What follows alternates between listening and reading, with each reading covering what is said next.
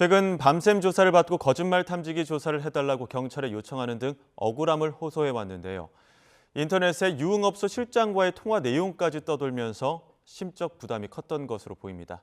박성배 변호사 연결해서 관련 내용 더 이야기 나눠보겠습니다. 변호사님 나와 계십니까? 네, 안녕하십니까? 네, 안녕하십니까? 오늘 오전에 신고가 접수됐는데 이게 관련 내용부터 경위부터 짚어볼까요? 이 씨 매니저로부터 오늘 오전 10시 12분경에 이 씨가 사라졌다는 신고가 접수됐고 즉각 수색에 나선 경찰이 오전 10시 30분경 종로구 와룡공원 인근에서 차량을 발견합니다. 그 안에 있던 남성은 의식이 없는 상태였고 신원 확인 결과 이선균 씨였습니다. 예. 어제 저녁에 유서를 쓰고 집을 나갔고 또 오늘 집에 들어오지 않으면서 신고가 접수된 거죠? 그렇습니다. 오늘 오전 10시 12분경 이 씨의 매니저가 신고를 해올 때 이 씨가 유서 같은 메모를 작성하고 집을 나섰는데 어제까지는 연락이 됐다가 사라졌다, 차량도 없어졌다는 취지로 신고를 했습니다. 연락이 닿지 않자 이 씨의 자택까지 찾아가 봤지만 그 소재를 발견할 수 없어서 결국 경찰에 신고했고 경찰도 극단적 선택의 가능성을 염두에 두고 즉각적으로 수색에 나선 것으로 보입니다. 예. 일단 어떤 혐의를 받고 있었는지도 다시 한번 짚어보겠습니다. 이 씨는 마약류 관리법상 대마 향정 혐의로 조사를 받아왔습니다. 이 씨의 마약 투여 의혹이 불거진 것이 올해 10월인데 인천경찰청 마약범죄수사계가 지난 10월 19일 영화 배우를 포함해 8명에 대한 입건전 조사 내사 진행 중인 사실을 밝혔고 경찰 발표 나흘 만인 10월 23일 이선균 씨가 피의자 신분으로 전환돼 형사 입건되었습니다. 유흥업소 여실장 A씨의 자택 등지에서 마약을 복용했다는 마약 투약 혐의로 조사를 받아왔었고 지금까지 피의자 등으로 조사를 받은 횟수는 모두 3차례였습니다. 예. 앞서 마지막 경찰 조사 과정에서 지금 언론에 공개된 발언들을 보면 성실하게 답변 드리고 오겠다, 또 사실대로 말씀드리겠다 이런 이야기를 했거든요. 지난 주말이 마지막 경찰 출석 조사였죠? 그렇습니다. 지난 10월 23일 토요일부터 진행된 조사가 19시간 동안 지속됐습니다. 고소인으로서의 조사와 피의자로서의 조사를 동시에 진행한 것으로 보이고 야간 새벽 조사는 당사자의 동의가 반드시 필요한데 이 씨는 이번 출석이 마지막 출석이라고 생각하고 출석한 김에 모든 조사를 마치겠다는 의지를 내비친 것 같습니다. 조사 과정에서 사실상 유흥업소 여실장의 진술에 대한 반박 형태로 조사가 이루어진 것으로 보이고 그동안 이 씨에 대해서는 각종 마약 검사에서 음성 판정이 나온 바가 있습니다. 그럼에도 불구하고 경찰은 마약 정밀 검사상으로 음성이 나왔다고 하더라도 이 씨의 혐의를 확정짓지 않은 채 피의자 신문을 계속해서 진행해 왔습니다.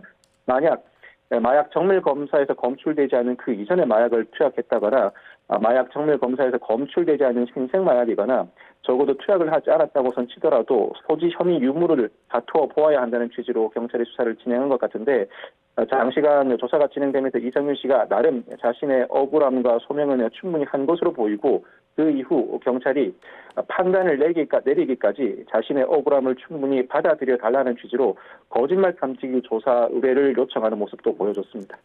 예. 그래서 이제 마지막 경찰 조사 때도 마약인 줄 몰랐다는 입장은 유지하시냐 이런 기자들 질문에도 그 또한 사실대로 말씀드리겠다 이런 이야기도 했었거든요. 최근까지도 혐의를 강력하게 부인을 해왔었고 그럼에도 불구하고 지금 이러한 안타까운 선택을 한 배경이 있다면 추정이지만 어떤 배경이 있다고 보십니까? 일단은 이선균 씨가 마약 투약 혐의를 상당히 강하게 부인하고 있습니다. 무엇보다 마약 검사에서 모두 음성 판정이 나왔다는 것이 가장 큰 근거로 보이는데 유사 판례에 따르면 마약 정밀 검사에서 음성이 나온다면 무혐의 내지는 무죄로 종결되는 경우가 상당히 많습니다만 간혹 그럼에도 불구하고 유죄가 인정되는 경우도 있습니다. 아직까지 경찰이 그 결론을 정확하게 내리지 않은 상황이다 보니 그 자체의 심적 부담을 느꼈던 것 같습니다. 무엇보다도 극단적 선택을 한 배경이라면 이 마약 혐의에 대해서 유무죄가 아직까지 갈리지 않았을 뿐만 아니라 무혐의 판단을 받는다고 하더라도 대중의 인기를 누리고 사는 대중 영화 그리고 드라마 배우로서 이미 이미지 타격은 상당합니다. 마약 투약 정황과 관련된 여러 정황이 대중들로 하여금 상당한 부정적인 인상을 갖게 하였고 무엇보다 첫 경찰 조사를 받으러 왔을 때 모든 사람들에게 미안하다고 하면서 특히 가족들에게 상당히 미안하다는 의사를 강하게 밝혔습니다. 이 사건이 무혐의로 종결된다고 하더라도 직업인으로서의 자신의 모습뿐만 아니라 가족들에게 고개를 들 수 없다는 판단, 그 판단이 순간적이나마 극단적인 선택을 하게 했던 것 같습니다. 예, 지금 받고 있는 혐의 외에도 좀 이선균 씨 측에서는 공갈 협박을 받고 있다 이런 주장이 있었고 이런 부분과 네. 관련해서도 별도로 조사가 진행되고 있지 않았습니까? 그렇습니다.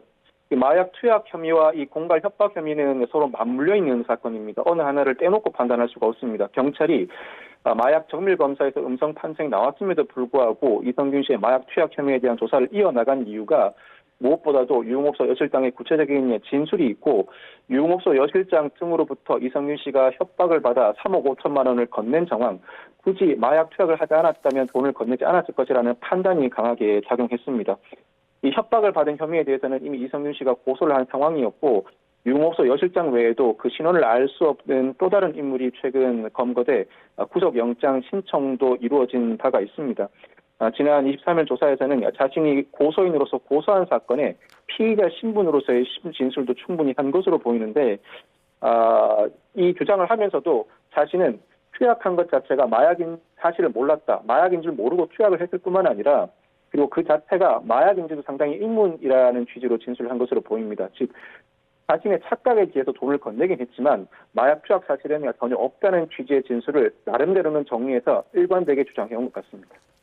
그러니까 이성균 씨 협박해서 5천만 원 뜯은 혐의, 그 공갈범 20대 여성 어제 구속심사 불출석했는데 그간의 언론의 주목을 많이 받지 않았습니까?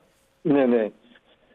구속영장 실질심사에 불출석했습니다. 다소 이례적인데 사실 이 사건은 혐의가 인정된다면 구속영장 발부 가능성이 상당히 높은 사건이었고 이를 감안해서 경찰의 그 출석 의사를 밝힌 이후에도 결국 구속영장 실질심사 자리에는 나오지 않은 것 같습니다. 이 경우에는 경찰은 결국 구속영장 실질심사를 위해 당사자를 구인할 수 있는 구인장을 발부해 준 상태인데 이 구인장을 집행할지 여부를 한 번 더 검토해 본 뒤에 집행이 용이하다면 집행을 하고 그렇지 못하다면 일단 구인장을 반납한 이후에 당사자의 소재가 발견된 즉시 바로 구속영장 신청을 할 것으로 보입니다. 이때는 이 여성이 다시 불출석한다고 하더라도 법원은 영장 실질심사를 실제로 여는지 열지 않는지를 불문하고 구속영장을 발부할 가능성이 상당히 높습니다. 예. 어젯밤에 경찰 조사 발표 내용과 좀 관련해서 네. 이성균 씨가 수면제인 줄 알았다 이런 이야기가 있었고 그런데 그 수면제를 복용하는 과정에서 좀 다른 수면제와 좀 다른 점들이 좀 알려지는 것들이 있더라고요. 네, 이런 네, 부분들도 어떻게 보면은 이번 수사에서 좀 영향을 미쳤다 이렇게 보십니까? 일단은 어제 경찰 조사 내용과 관련해 보도된 내용에 따르면 이 씨가 그 빨대를 이용해서 어떠한 성분을 흡입을 했는데 수면제인 줄 알았다는 취지로 진술한 것으로 보입니다. 사실 어느 정도 정황 사실을 인정할 수밖에 없는 상황이었는데 예를 들어서 경찰이 그동안 그 유흥업소 여실장의 진술을 바탕으로 나름대로 정황 사실을 조사해 왔습니다. 유흥업소 여실장은 이 씨를 자신의 자택에서 5차례 만났다는 취지로 진술했고 마약 투약의 구체적인 시점, 횟수, 방법을 진술하기도 했습니다.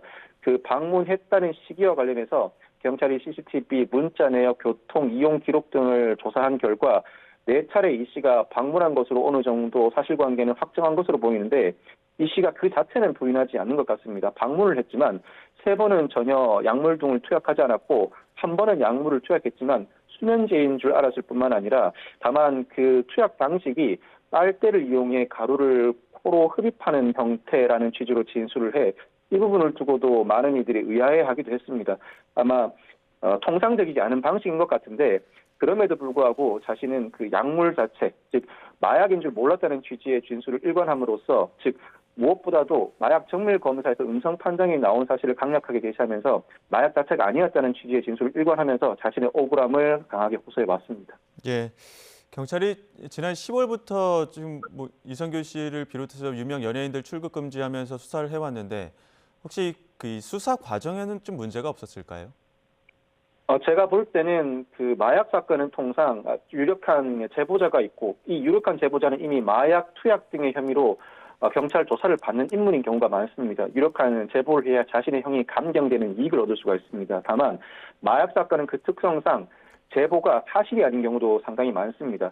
제보가 있다고 곧바로 경찰이 수사에 나서는 것이 아니라 제보의 신빙성 여부를 여러모로 따져보는 과정을 밟게 되는데 경찰 발표 내용에 따르면 제보 자체는 상당히 구체적이었다고 합니다. 그렇다면 내사와 입건 자체가 무리라고 보기는 어려운 것 같습니다. 다만 조사를 진행하는 과정에서 무엇보다도 이성균 씨나 지드래곤 씨 등 대중 인기를 바탕으로 살아가고 있는 유명 인물들이다 보니 상당히 과도하게 수사 내용이 유출된 면은 있는 것 같습니다. 예를 들어서 마약 투약 혐의와 직접적인 연관성이 없는 이성균 씨나 유무소 여 실장 간의 구체적인 문자 메시지는 굳이 보도 필요성이 있는가 의아한 부분입니다. 그 문자 메시지가 노출됨으로 인해 이승균 씨가 상당히 더 큰 부담을 느꼈던 것 같습니다. 자신의 혐의가 무혐의로 종결된다고 하더라도 대중 무엇보다도 가족들에게 고개를 들 수 없다는 생각을 하게 만든 이유 중에 하나였던 것으로 보이고 수사 과정에서의 문제, 즉 수사 자체는 문제라고 할 수 없습니다만 언론에 지나치게